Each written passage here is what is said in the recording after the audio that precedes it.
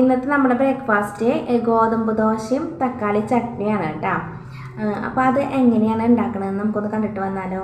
കണ്ടിട്ട് നിങ്ങൾക്ക് ഇഷ്ടമാണെങ്കിൽ നിങ്ങൾ ലൈക്ക് ചെയ്യുക, കമൻറ്റ് ചെയ്യുക, സബ്സ്ക്രൈബ് ചെയ്യാത്തവരുണ്ടെങ്കിൽ ഒന്ന് സബ്സ്ക്രൈബ് ചെയ്തിട്ട് എന്നെ സപ്പോർട്ട് ചെയ്യുക കേട്ടോ. അപ്പോൾ ഞാനിത് കഴിക്കുകയാണേ. അപ്പോൾ ആദ്യം നമ്മൾ ഗോതമ്പ് ദോശയ്ക്കുള്ള മാവ് കലക്കി വയ്ക്കണം കേട്ടോ. അതിനായിട്ട് ഈ ഒരു ഗ്ലാസ്സിൽ 2 ഗ്ലാസ് ഗോതമ്പ് പൊടിയും അതുപോലെ തന്നെ 1/2 ഗ്ലാസ് റവയും ഞാൻ എടുത്തിട്ടുണ്ട് കേട്ടോ. അപ്പോൾ അത് നമ്മൾ ഇട്ട് കൊടുത്തിട്ട് നല്ലപോലെ ഒന്ന് മിക്സ് ചെയ്തെടുക്കുകയാണ്. അതിന് ശേഷം അതിലേക്ക് പാകത്തിന് വെള്ളം ഒഴിച്ചിട്ട് നമ്മൾ ആ ഒരു കൂട്ട് നല്ലപോലെ ഒന്ന് മിക്സ് ചെയ്തിട്ട് എടുക്കണം കേട്ടോ.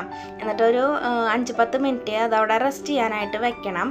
അപ്പോൾ നമ്മൾ റവയൊക്കെ ചേർത്ത കാരണം ആ റവയൊക്കെ ആ ഒരു വെള്ളത്തിൽ കിടന്നിട്ട് ആ ഒരു വെള്ളമൊക്കെ കുടിച്ചൊന്ന് വീർക്കണം. എന്നിട്ടാണ് നമ്മൾ ബാക്കി പണികൾ അതൊന്ന് റെസ്റ്റ് ചെയ്യാനായിട്ട് ഇരിക്കുന്ന സമയം കൊണ്ട് നമ്മളിതാ ചട്നി ഉണ്ടാക്കാൻ പോവാണ് കേട്ടോ. തക്കാളി ചട്നിക്ക് വേണ്ടിയിട്ട് നമ്മൾ സവോളയും തക്കാളിയും ഇഞ്ചിയും എടുത്തിട്ടുണ്ട്. നമുക്ക് വെളുത്തുള്ളി വേണമെന്നുണ്ടെങ്കിൽ 2-3 എടുക്കാം കേട്ടോ.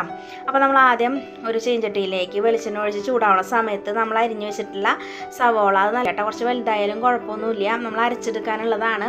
അപ്പോൾ അതും ഇഞ്ചിയും വെളുത്തുള്ളി എടുത്തവരുണ്ടെങ്കിൽ 2-3 വെളുത്തുള്ളി അതും കൂടി ഇട്ട് കൊടുത്തിട്ട് നല്ലപോലെ ഒന്ന് വാട്ടിയെടുക്കുക കേട്ടോ. അപ്പോൾ നമ്മൾ ആ ഒരു സവോളയുടെ ഒരു പച്ച ഉണ്ടല്ലോ അതൊന്ന് മാറി കിട്ടിയാൽ മതി. നല്ലപോലെ കുഴയൊന്നും വേണ്ട കേട്ടോ.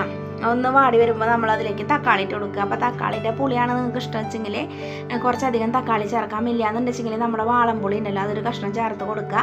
എന്നിട്ട് തക്കാളിയും കൂടി ഒന്ന് വാട്ടി വരുന്ന സമയത്ത് നമുക്ക് പൊട്ടുകടല ഇട്ട് കൊടുക്കണം കേട്ടോ. അപ്പോൾ പൊട്ടുകടല വേണമെങ്കിൽ ഇട്ട് കൊടുത്താൽ മതി കേട്ടോ. അപ്പോൾ ഞങ്ങളുടെ കയ്യിലുണ്ടായിരുന്നു, അതുകൊണ്ട് ഇട്ട് കൊടുക്കുക. അപ്പോൾ ഞങ്ങൾ വീട്ടിൽ ഉണ്ടാക്കുമ്പോൾ ഇട്ട് കൊടുക്കാറുണ്ട് കേട്ടോ. അപ്പോൾ അതിൻ്റെ ഒരു ടേസ്റ്റ് ഒന്ന് വേറെയാണ്. അപ്പോൾ ഇഷ്ടമുള്ളവർക്ക് മാത്രം ഇട്ട് കൊടുത്താൽ മതി. അതിനുശേഷം നമ്മൾ ഇതിലോട്ട് മുളക് പൊടിയാണ് ചേർത്ത് കൊടുക്കുന്നത്. അപ്പോൾ മുളക് പൊടിക്ക് പകരം വറ്റൽമുളക് ഉണ്ടെങ്കിൽ നല്ല എരിവുള്ള മുളകാണെങ്കിൽ നിങ്ങളുടെ എരിവിനനുസരിച്ച് ചേർത്ത് കൊടുത്തിട്ട് ഒന്ന് വാട്ടി കൊടുത്താൽ മതി കേട്ടോ.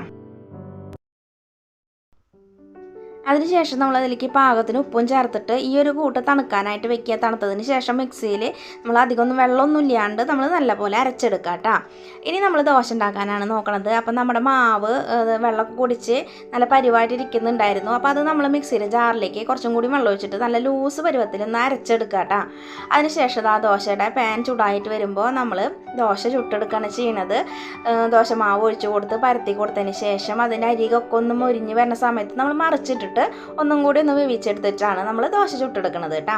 അപ്പോൾ നമ്മളുടെ ഗോതമ്പ് ദോശ ഇതേപോലെ എല്ലാതും നമ്മൾ ചുട്ടെടുക്കുക. പിന്നെ അതിൻ്റെ കൂടെ നമ്മൾ അരച്ച് വെച്ചിട്ടുള്ള ആ ഒരു ചട്നിയും കൂടി കഴിക്കുക കേട്ടോ. അപ്പോൾ എല്ലാവർക്കും ഇഷ്ടമാവും, കുട്ടികൾക്ക് നല്ലപോലെ ഇഷ്ടമാവും കേട്ടോ. അവിടെ എൻ്റെ ശ്രീകുട്ടനെ ഭയങ്കര ഇഷ്ടമാണ് ഇങ്ങനത്തെ ഈ ഒരു ദോശയും ഈ ഒരു ചമ്മന്തിയും പറയണത്. അപ്പോൾ ഉണ്ടാക്കാത്തവരൊന്ന് ട്രൈ ചെയ്ത് നോക്കുക. ഈ ഒരു വീഡിയോ നിങ്ങൾക്ക് ഇഷ്ടമാണെങ്കിൽ ലൈക്ക് ചെയ്യുക, കമൻറ്റ് ചെയ്യുക, സബ്സ്ക്രൈബ് ചെയ്യാത്തവരുണ്ടെങ്കിൽ ഒന്ന് സബ്സ്ക്രൈബ് ചെയ്തിട്ട് എന്നെ സപ്പോർട്ട് ചെയ്യുക. അപ്പോൾ നമുക്ക് അടുത്ത വീഡിയോ ആയിട്ട് കാണാൻ വരെ എല്ലാവർക്കും ബൈ ബൈ.